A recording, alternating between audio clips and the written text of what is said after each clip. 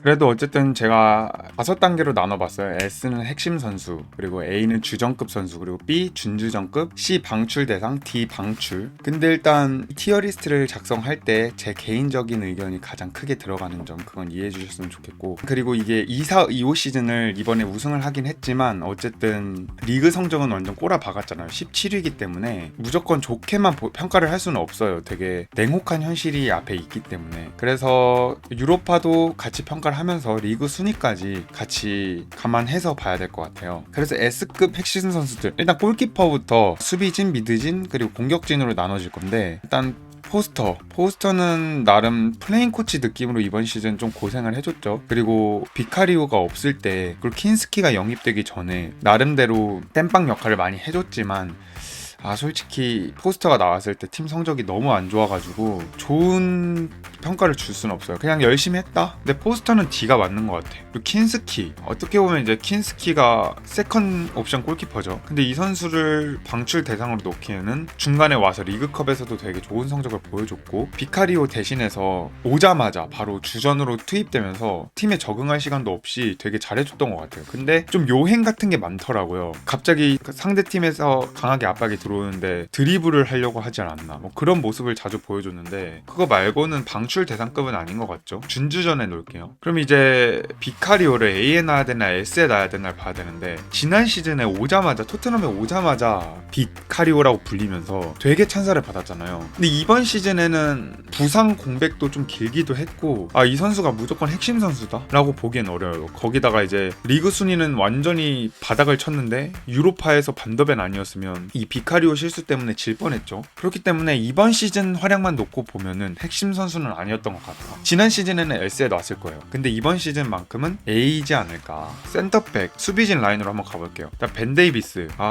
벤 데이비스도 이번에 1월 이적 시장에서 손흥민 선수는 1년 연장 옵션을 발동했잖아요. 근데 벤 데이비스도 1년 연장 옵션이 있지만 팀에서 아직까지 발표했다는 오피셜이 뜨지 않고 있거든요. 제 생각에 방출을 할 것 같아요. 벤 데이비스도 단소랑 아치그레랑 어떻게 보면 부상이 많았던 수비진에서 되게 땜빵 역할을 많이 하던 선수였죠. 그래서 되게 고생을 많이 하는 선수였는데, 마음 같아서는 그냥 방출이 맞는데, 방출 대상? 진짜 객관적으로 어떻게 생각해야 될까? 방출 대상으로 놓겠습니다. 솔직히 포스터급 활약은 아니었기 때문에 포스터급 이상이었거든요. 벤 데이비스는 진짜 뭔가 애증의 선수여가지고 무조건 안 좋게 평가를 하기가 어렵네. 이게 아무래도 주관적인 생각이 많이 들어가다 보니까. 그다음 로메로. 근데 로메로도 또 부상 기간이 꽤 길었잖아요. 근데 로메로는 S급 핵심 선수로 둬도 될 것 같아요. 왜냐면 부상이 좀 있다 하더라도 로메로가 있을 때와 없을 때 토트넘 경기력 차이가 너무 극심했기 때문에, 거기다가 손흥민이랑 메디슨이 둘 다 공백으로 빠졌을 때 부주장으로서 팀을 잘 이끌었고요. 성격적으로 문제를 보였을 때가 몇 번 있긴 했지만 되게 많이 바뀌었어요. 그래서 포스테코글루도 이 선수에게 부주장을 준 것 같기도 하고, 이번에 유로파 결승전에서 맥과이어랑 신경전을 하는 게 약간 어린애처럼 신경전을 한다 이런 느낌보다는 그냥 상대방을 약간 갉아먹는, 약간 멘탈을 갉아먹는 그런 느낌으로 시비를 건 거기 때문에 그런 싸움 모습을 전 너무 마음에 들었거든요. 그래서 S에 줘도 될 것 같아요. 로메로 정도는. 그리고 우도기도 나름 부상 기간이 길었죠. 이게 후반기에 주전으로 계속 나오긴 했지만 왼쪽 공격 비중이 높은 토트넘에서 되게 중요한 역할을 많이 맡았지만 받은 기회에 비해 너무 아쉬웠어요. 그래서 최근에 인터뷰에서 레알 마드리드 이적설에 대해서 어떻게 생각하냐라고 우도기한테 기자가 질문을 해요. 근데 우도기가 난 레알 마드리드랑 링크되는 건 잘 모르겠고, 일단 이번 시즌 내가 원하는 퍼포먼스를 제대로 보여주지 못한 거에 대해서 너무 아쉽다, 이런 말을 해요. 그러니까 자기 스스로도 기량을 모두 보여주지 못한 거에 대해서 되게 아쉬움을 느끼고 있더라고요. 그래도 이 선수가 B급으로 내려갈 것 같진 않거든요. 킨스키랑 동급 같진 않고, 그래도 주전으로 봐야 될 것 같아요. 그 다음 수비진 스펜스. 스펜스 진짜 전반기 활약까지, 그러니까 중반 되기 직전까지는 그냥 극찬인 기사밖에 없었죠. 그래서 스펜스를 저는 우도기가 좀 기량이 안 좋을 때, 경기력을 제대로 보여주지 못할 때 그냥 스펜스가 오른발 잡이어도 계속 왼쪽으로 기용하면 어땠을까라는 생각은 계속 했거든요. 그러니까 이번 유로파 결승전에서 우도기가 나름 좋은 활약을 보여주긴 했지만 그 전 단계 계속 8강, 4강에서 계속 삐걱거리는 모습을 보여줬고, 그리고 스펜스가 이 자리에서 되게 좋은 모습을 보여줬는데 굳이 우도기가 돌아오자마자 스펜스를 완전 후보로 빼버린 건 조금 이해하기 어려워요. 그래서 스펜스가 그 자리를 잘 메꿔줬는데 오른쪽 왼쪽 그냥 왔다 갔다 거리면서 그냥 희생했죠. 저는 포로는 그렇다 쳐도 우도기를 못 밀어낼 정도였나 라는 생각이 들지만 어쨌든 기용을 안 하는 모습을 보고 준주전으로 넣을게요. 이 선수를 주전급에 낼 건 아닌 것 같고, 그 다음 수비진의 반더벤. 반더벤도 진짜 S급에 넣어야 되거든요. 유로파 결승전에서 그냥 슈퍼 세이브 하기도 했고, 근데 문제가 부상 기간이 이번 시즌에도 너무 길었어요. 그리고 제가 이건 영상에서 한번 만든 적이 있는데, 반더벤이 오랫동안 못 나온 이유가 부상 회복 이후에 그런 뛰는 방법에 대해서 교정을 오랜 기간 동안 받았다고 해요. 그래가지고 부상 복귀 이후에도 오랫동안 경기에 출전하지 못했던 건데, 어쨌든 센터백이라는 자원이 지금 로메로랑 반더벤은 어떻게 보면은 토트넘에서 되게 핵심 자원이잖아요. 이 두 명이 너무 오랫동안 못 나오다 보니까 이번에 리그 성적도 많이 받기도 했고, 근데 활약상만 보면 핵심 선수가 맞지만 꾸준함을 놓고 봤을 때는 핵심 선수인가에 대해서는 의구심이 들죠. 반더벤을 어디에 넣어야 되지? 유로파 결승전에 보여준 그 세이브 하나만으로도 S 들어갈 만해. 냉정하게. 그래, 반더벤을 S에 넣고, 포로죠. 토트넘에서 가장 많이 뛴 선수 투톱이죠. 클루셰프스키랑 포로. 근데 클루셰프스키가 후반기에 부상을 당하면서 포로가 아마 가장 많이 뛴 선수일 거예요. 근데 로메로가 나가도 누굴 데려올 필요가 없는 게, 드라구신과 단소가 로메로만큼의 퍼포먼스는 절대 못 보여주겠지만 전 단소한테 좀 가능성을 봤어요. 단소가 그 자리를 대체하면 어떨까라는 생각이 들고요. 그래서 포로는 체력이 많이 갈리면서 냉정하게 중후반 퍼포먼스는 되게 안 좋았어요. 유로파 결승전에서는 나름 좋은 크로스를 여러 번 보여주긴 했지만 이게 포로 기량에 문제가 생긴 것보다는 체력이 너무 많이 갈렸어요.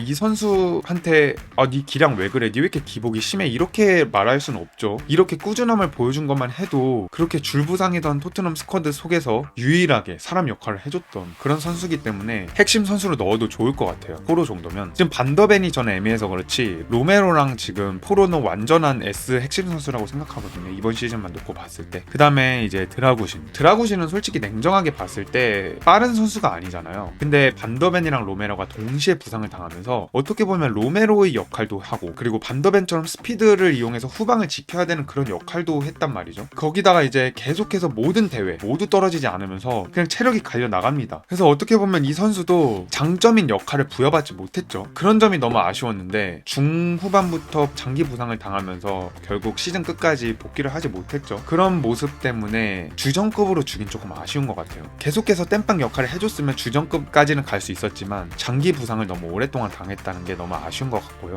그 다음 단소죠. 그래서 단소는 저는 로메로 대체자로 되게 적합한 선수라고 생각해요. 이 선수가 빠르고 뒷공간을 커버하는 선수로만 생각을 했었는데 전진성도 되게 있고요. 롱패스나 이런 스루패스 성공률도 나쁘지 않더라고요. 만약에 단소가 1월 이적 시장이 아니라 드라구신처럼 초반부터 계속해서 꾸준히 뛰는 선수였다, 후반기까지, 그러면 저는 주전급 줬을 것 같아요. 나올 때마다 벤 데이비스가 아쉬워서 그렇지 단소만 봤을 때는 되게 잘해줬다고 생각하거든요. 그래서 단소는 A급을 가도 되지만 팀에서 뛴 기간이 너무 적고, 그리고 막판에 또 부상을 당했었죠. 그렇기 때문에 B 준주전으로 주겠습니다. 그 다음 이제 레길론 그냥 뒤에 놓을게요. 근데 아치 그레이가 후방 막판에는 수비형 미드필더로 기용을 되긴 했지만 어차피 이번 시즌을 놓고 보면 풀백이랑 센터백으로 가장 기용이 많이 됐거든요. 그래서 아치 그레이는 수비진으로 놓고 볼게요. 이 선수도 준주전이죠. 제가 이걸 나눌 때 핵심 선수 주전급, 준주전급이라고 생각해서 그렇지, 만약에 이 선수를 팔아야 되는 대상이냐 안 팔아야 되는 대상이냐라고 기준을 놓고 봤을 때는 무조건 S급에 가야 돼요. 근데 지금은 이건 제가 봤을 때 활약상을 놓고 기준을 놓았기 때문에 준주전으로 놓는 게 맞겠죠. 어쨌든 아치 그레이를 이제는 되게 수비형 미드필더로 점점 기용을 하려는 포스트코그로의 마음이 보였거든요. 이런 여러 포지션에서 뛴 게 어떻게 보면 아치 그레이한테는 되게 큰 도움이 되었다라고 보면 될 것 같은데, 이 선수가 뛴 기간만 봤을 때는 거의 중후반까지만 해도 주전급으로 놔도 상관이 없었다고 생각을 해요. 근데 이제 후반도 되게 중요한 경기만 놓고 봤을 때는 교체로 나오거나, 그리고 중요한 경기에서는 나오지 못했죠. 다른 선수가 대신 기용이 되고, 그리고 지금 센터백 라인이 돌아왔을 때는 그 선수들한테 당연히 밀렸고, 풀백한테도 당연히 밀렸고, 수비형 미드필더 벤탄쿠르는 절대 제치지 못했고요. 이 선수도 마찬가지로 리그 후반기에 포스트코글루가 리그 던졌을 때 그때만 수비형 미드필더로 나왔지, 그거 말고는 이 선수가 진짜 잘해서 기용을 했다? 이건 아니기 때문에 B에 놓겠습니다. 이렇게 하면 이제 수비진은 완성된 것 같고요. 그 다음 미드진을 한번 볼게요. 이거 클루셰프스키도 되게 애매한데, 근데 클루셰프스키가 뭐가 애매하냐면 이 선수가 이번 시즌에 메디슨하고 이런 미드진 자원들이 좀 부상을 부상을 오랜 기간 당하면서 중앙 미드필더로 포지션 변경을 하면서 되게 좋은 퍼포먼스를 보여줬잖아요. 그래서 이 선수를 지금 공격진에 놔야 될지 미드진에 놔야 될지는 조금 아리송하지만 어쨌든 미드진을 놓고 볼게요. 진짜 중반까지만 해도 이 선수의 퍼포먼스는 핵심 선수였어요. 맞죠? 이거는 모든 사람들이 동의할 거예요. 이 선수가 워낙 포로와 함께 너무 많은 경기를 뛰면서 갈렸어요. 그래서 큰 부상을 당했는데 복귀하고 나서는 너무 아쉬웠어요. 퍼포먼스가 너무 아쉬웠고 중앙 미드필더로 나왔을 땐 메디슨에 비해서 너무 빌드업 과정에서 부족한 모습을 자주 보여줬고 윙어로 나왔을 땐 브레넌 존슨에 비해서 결정력도 부족하고 스피드는 당연히 부족하고 이런 모습을 보여주다 보니까 주전급 선수가 맞는 것 같죠. 그 다음 브레넌 존슨 브레넌 존스가 진짜 애매해. 프리미어리그에서 11골 3어시를 했어요. 그러니까 이게 아마 토트넘에서 제일 많은 득점을 한 선수일 거거든요. 팬들이 보기에는 얘 왜 이렇게 딸깍슛만 하지? 그리고 1대1 찬스에서는 아무것도 못하는 선수고 상대 수비수가 앞에서 압박하면 아무것도 못하는 선수인데 이 선수가 S급 선수가 맞나? 이렇게 평가를 할 수는 있지만 어떻게 보면 지금 망해가는 토트넘 리그에서 11골 3어시를 했고요. 거기다가 마지막 유로파 리그에서 결승골을 만들어냈죠. 어쨌든 자책골로 만들어지긴 했지만 근데 S급 넣기엔 되게 아쉽지 않나요? 존슨이 S급 핵심 선수다? 근데 토트넘 놓고 봤을 때는 S급 선수가 맞긴 해요. 이 선수가 다른 빅6 팀들의 윙어들과 비교했을 때는 당연히 B나 A겠지만 지금 토트넘의 상황을 놓고 보면은 S급이 맞는 것 같긴 합니다. 근데 좀 지금 S급에 놓으면서 많은 아쉬움이 느껴지는 선수네요. 보너스를 받아서 주전급. 근데 존슨을 봤을 때 클루셰프스키랑 우도기에 비해서는 훨씬 잘했다고 생각하거든요. 아니야, 근데 S가 맞아. 왜냐면 이거를 EPL 선수들과 비교했을 때는 A, B가 맞는데 토트넘만 봤을 때는 S가 맞습니다. 그 다음 무어는 절대 방출 대상은 아니죠. 무어는 딱 B급이 맞는 것 같은데 아치 그레이랑 무어는 지금 토트넘의 어떻게 보면 미래 핵심 자원이에요. 최근에 이제 리그 후반기에는 주전으로 몇 경기 나오기도 했고 그 다음 히샬리송.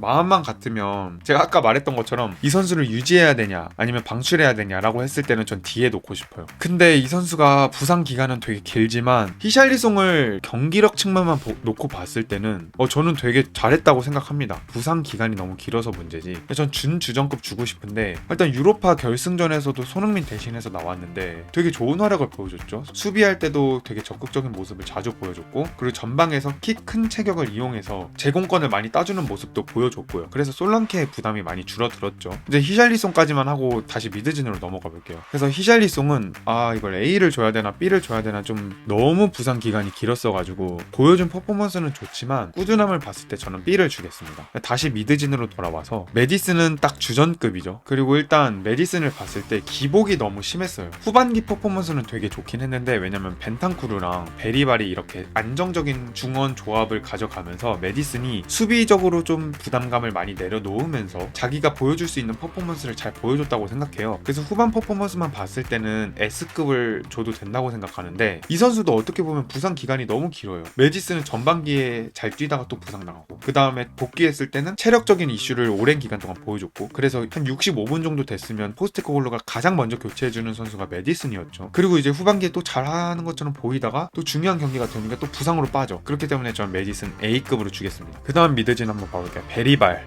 베리발은 솔직히 말해서 정말 안 좋아하는 선수입니다. 왜냐면 중원에서 되게 굳은 일을 다 맡아 하면서 활동량으로 가져가면서 팀에게 에너지를 불어 넣어주는 선수인데 토트넘 경기를 되게 많이 보신 분들은 알겠지만 되게 시야가 좁아요. 베리발이 시야가 되게 좁고 개인기는 시간이 지나면서 점점 성장하더라고요. 그리고 패스 길도 나쁘진 않은데 순간적으로 시야를 확보해서 롱패스를 찔러주는 그런 능력이 너무 부족합니다. 근데 베리발이 어리기 때문에 이 점은 점점 성장할 것이다 라고 생각하시는 분들도 있지만 이게 미드필더들이 기회를 많이 받아도 고치기 어려운 점이 시야라고 생각하거든요. 그러니까 패스, 개인기, 슈팅 이런 거는 개인적인 훈련을 통해서 성장을 할 수 있지만 시야도 물론 성장을 할 수 있겠지만 그 성장 속도가 되게 느릴 수밖에 없고 그리고 이거는 좀 타고나는 거라고 생각해요. 그래서 비교 대상이 아치그레이라고 생각하는데 아치그레이가 수비형 미드필더로 나올 때마다 베리발에 비해서는 되게 부족한 모습을 많이 보여주거든요. 근데 시야랑 패스 길만 따지고 봤을 때는 베리발이 아예 따라오지 못합니다. 그레이가 보는 그 시야가 그냥 이거는 타고났다고 밖에 할 수가 없거든요. 그래서 베리발은 솔직히 제가 개인적으로 별로 좋아하지 않는 선수지만 이번 시즌 가장 많은 성장을 한 선수기도 하고 그리고 뛴 시간만 봤을 때는 되게 꾸준함을 보여준 선수이기 때문에 거기다가 이제 무어랑 히샬리송 그리고 아치그레이가 준주전이기 때문에 베리발은 A급 주전에 넣어도 될 것 같아요. 다음 미드필더 사르 준주전이죠. 그래서 제가 베리발에 이어서 말하면 전 사르가 베리발한테 밀릴지 몰랐어요. 왜냐면 사르가 전 되게 게 작은 육각형 같은 선수라고 생각했거든요. 활동량 되죠. 그리고 공격적으로 드리블, 패스, 슛 다 되죠. 거기다가 이제 활동량까지 계속해서 말하지만 활동량이 너무 좋은 선수이기 때문에 이 육각형 크기만 키운다면 앞으로 토트넘의 핵심 자원이 되지 않을까 했는데 이번 시즌이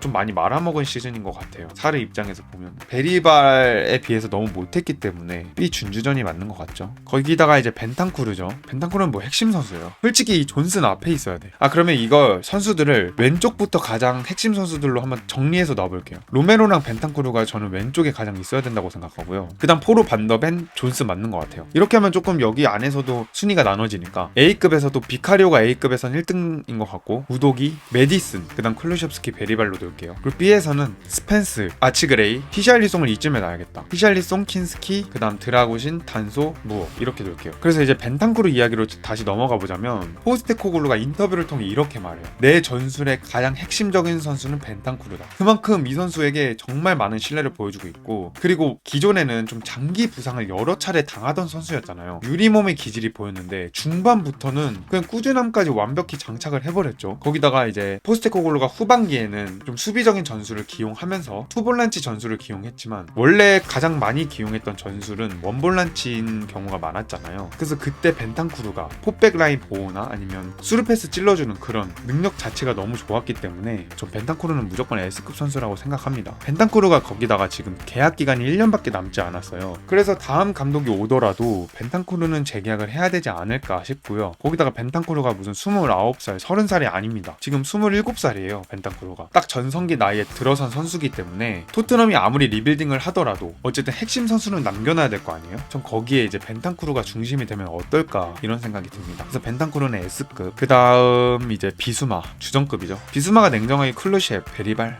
클루셰 딱 이점인 것 같은데 비수마 솔직히 중반까지 너무 아쉬웠습니다. 맞죠? 근데 이제 후반기부터는 갑자기 포스테코글루와 투볼란치를 기용하면서 수비적인 전술을 중시하면서 벤탄쿠르가 잠깐씩 나가서 공격적인 작업을 하더라도 비수마가 후방에서 너무 포백 라인 보호를 잘했습니다. 그리고 이제 좀 이 선수의 단점 중 하나가 볼을 너무 많이 끈다. 그리고 개인기를 통해서 뭔가 하려고 한다. 거기다가 이제 턴오버를 주면서 상대에게 역습을 주는 경우가 많은데 그런 모습도 좀 많이 줄였고요. 선수 자체가 많이 간결해졌다고 해야 되나? 그래서 비수마는 주전급 주고 싶어요. 근데 문제가 뭐냐면 비수마도 계약 기간이 1년 남았습니다. 그래서 토트넘은 지금 아치그레이를 수비형 미드필더로 키우고 싶기 때문에 벤탄쿠르랑 비수마 둘 중에 한 명은 제 생각에 방출을 할 것 같거든요. 왜냐면 둘 다 주급을 높여주면서 재계약을 해버리면 토트넘이 지금 그리고 있는 새로운 그림을 그리기 어려워지기 때문에 둘 중 한 명은 방출할 가능성이 되게 높단 말이죠. 좀 그렇게 되면은 비수마를 방출하지 않을까 싶어요. 이제 다시 공격진 아까에 이어서 다시 넘어가 볼게요. 솔랑케 8골 3어시 24선발 26경기 24선발